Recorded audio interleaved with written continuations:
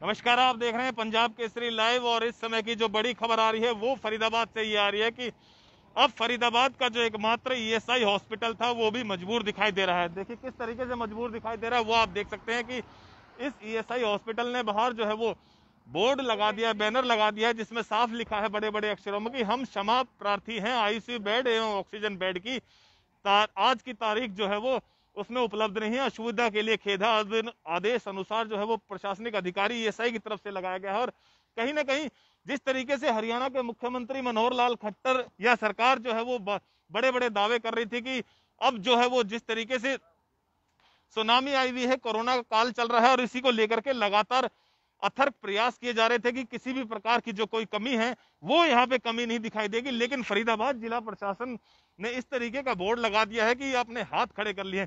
एक दुख पेशेंट लेके आए आप, क्या है मामला? सर मेरे चाचा हैं, सगे चाचा, जो पिछले 10 दिन से बीमार हैं। इन्होंने वैक्सीन लगवाई थी। वैक्सीन लगवाने के बाद 55 उनकी एज है। वैक्सीन लगवाने के बाद उनको बुखार आता गया, तबीयत खराब। हम सोच रहे थे वैक्सीन के साइड इफेक्ट होंगे। 2-3 दिन वो ऐसे ही रहे। उसके बाद उनको मेट्रो में, पास में ही है, 16 सेक्टर में रहते थे, मेट्रो में दिखाया। मेट्रो वालों ने उनको 1200-1300 का बिल बना के एक्सरे करके उनको कह दिया तुम घर पे आइसोलेट हो जाओ। ठीक है, वो घर पे रहे 2-4 दिन आइसोलेट। जब उनकी तबीयत बिगड़ती गई, हम उनको नहर पार खेड़ी CSC है, छोटा सेंटर है गाँव में, वहाँ पर एडमिट करवा दिया कोविड सेंटर में। वहाँ 2-3 दिन रहने के बाद वहाँ केयर नहीं हो रही थी, ऑक्सीजन का मिलती नहीं थी। फिर यहाँ पर ESI में कल एडमिट करवाया है उनको। हम सबको तसल्ली हो गई कि यहाँ तो कम से कम ऑक्सीजन मिलेगा। अब यहाँ पर हम सब छोड़ के उन्हें चले गए हैं। सुबह सुबह मॉर्निंग में मेरे चाचा एक ऑटो करके, 3 व्हीलर करके, यहाँ से करीब 4-5 किलोमीटर दूर उनका घर है। ऑटो वालों को सोचो, उन्होंने बताया भी होगा ठीक ठाक है, वो घर पहुँच जाते हैं और ऑटो वालों को कहते हैं 150 रुपये दे दो। इतने में जब हम सबको पता चलता है, उनके बच्चों को पता चलता है, तुरंत उनको फ़ोन करते हैं। उनका सगा लड़का ये है, इनको पता है, इनको तुरंत ESI ले जाओ। ESI वाले यहाँ कोरोना से नहीं मर रहे, इनकी लापरवाही से डेथ हुई है कि एक पेशेंट जो कोरोना का है वो कैसे घर चला गया। ये आम आदमी को तो अंदर देखो, गेट में ताला लग रहा है, किसी को नहीं घुसने देते। कोई भी आ जाए, चाहे मरता हो जीता हो, किसी को एंट्री नहीं करने देते। मेरे पापा को इन्होंने बल्कि उनके साथ बदसलूकी करी है, उनको पूरा दिन बाहर रखा है और क्या कहते हैं उनको मार के भगाया है। पापा मेरे वहाँ गए हैं घर पे ऑटो करके खुद। उनको बोला गया है कि क्या कहते हैं आप ठीक हो, आप घर चले जाओ। और किसी गार्ड ने या किसी नर्सिंग स्टाफ ने, किसी ने उनके साथ हाथापाई भी करी है, उनको मार के भगाया है सीधा घर कि जाओ आप घर चले जाओ। रेस्टोरेंट के अंदर घुसे पड़े हैं, पुलिस वालों को दिखाओ। पुलिस वाले भी उसके अंदर है, हमारी 2 बार हमारे लिए आए पड़े हैं। पुलिस वाले SHO आए पड़े हैं, अब रेस्टोरेंट के अंदर बैठे पड़े हैं। रेस्टोरेंट के अंदर हमें कंट्रोल करने के लिए ये यहाँ से फोन कर देते हैं कि इनको यहाँ से भगाओ, और हमारी बॉडी भी नहीं दे रहे हैं पुलिस वाले। हाँ, बॉडी अभी अंदर है मोर्चरी। 8-8:15 बजे उनकी कैजुअलिटी हो गई, लेकिन उसके बाद भी वो अभी तक बॉडी नहीं दी है। और यहाँ तक कह रहे हैं कि कोई रिकॉर्ड नहीं है। सोचो, कल से यहाँ एडमिट है और एडमिनिस्ट्रेशन कह रहा है उनका रिकॉर्ड हमारे पास कोई नहीं है, और बॉडी अंदर अभी भी, और हमसे कह रहे हैं कोई रिकॉर्ड हमारे पास नहीं है। बिल्कुल, कहीं ना कहीं एक बहुत बड़ी चिंता की बात है ये। और चिंता को लेकर के जो है वो जिस तरीके से दावे किए जा रहे थे प्रशासन की तरफ से, वो यहाँ पे खोखले साबित होते रहे। आपका क्या नाम भी, कैसे है? मेरा नाम लव शर्मा है सर। कल रात 3 बजे मेरे दोस्त के फादर की तबीयत ज़्यादा खराब हो गई थी, तो किसी भी हॉस्पिटल में उनको एडमिट नहीं किया गया। सबने बोल दिया कि ऑक्सीजन नहीं है। लास्ट में जाके BK में पैसे दे के हमने उनको एडमिट किया है। वहाँ पे सिर्फ ऑक्सीजन दी जा रही है, ना कोई टैबलेट दी अभी तक, ना ड्रिप लगाई है, ना ग्लूकोज दे रहे हैं, कुछ भी नहीं दे रहे, सिर्फ ऑक्सीजन दी जा रही है। तो आधे घंटे पहले इन्होंने मेरे को बोला था कि ESI हॉस्पिटल आप ले आइए मरीज को। हमने वहां से छुट्टी कराई मरीज की, वो पार्किंग में बैठे हुए हैं। यहाँ आए, इन्होंने गेट बंद कर दिया। इन्होंने बोला कि अंदर एंट्री बंद है। सर आप ये बताइए क्या करा जाए? किसी भी हॉस्पिटल में उनको एडमिशन नहीं मिल रहा है। ऐसे तो खुद ही मारे जा रहे हैं यार लोगों को।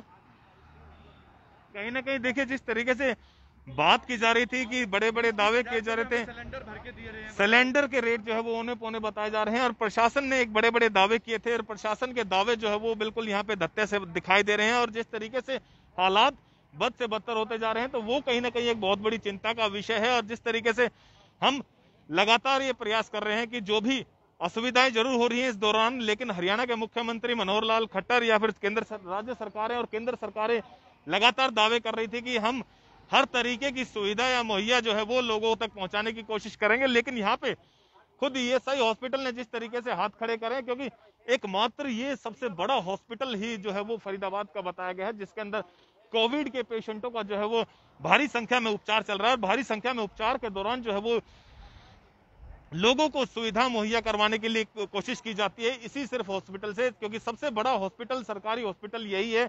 और जिस तरीके से लगातार दावे किए जा रहे थे कि वो दावे बिल्कुल जो है वो तत्ता दिखाई दे रहे हैं। उन दावे की सच्चाई जब जानने के लिए जिस तरीके से लगातार लोग प्रयास कर रहे थे, लगातार लोग कह रहे थे कि आरोप लगा रहे थे कि हमारे पेशेंट जो है वो यहाँ पे किसी प्रकार की भी उनकी केयर नहीं हो पाती, तो हम दर्शकों से, पंजाब केसरी के दर्शकों से भी ये अपील करेंगे कि ज्यादा से ज्यादा इस खबर को शेयर करें, ज्यादा से ज्यादा लोगों तक पहुंचाने की कोशिश करें, ताकि हरियाणा सरकार जो है वो जिस तरीके से यहाँ पे अगर इस तरीके से हाथ अभी से ही खड़े कर लिए गए हैं तो आने वाला समय जो है वो बहुत ही भयानक होगा, और आने वाला समय जो होगा वो लोगों के लिए बहुत बड़ी चिंता का विषय होगा। क्योंकि अभी तो फिलहाल जो है वो जिस तरीके से कल हरियाणा के मुख्यमंत्री मनोहर लाल खट्टर ने माना है कि सुनामी कोरोना काल के अंदर आई है, और सुनामी के दौरान जिस तरीके से अभी से ही जिला प्रशासन अपने हाथ खड़े कर चुका है, तो वो कहीं ना कहीं एक बहुत बड़ी चिंता की विषय है, ताकि जल्द से जल्द हरियाणा सरकार,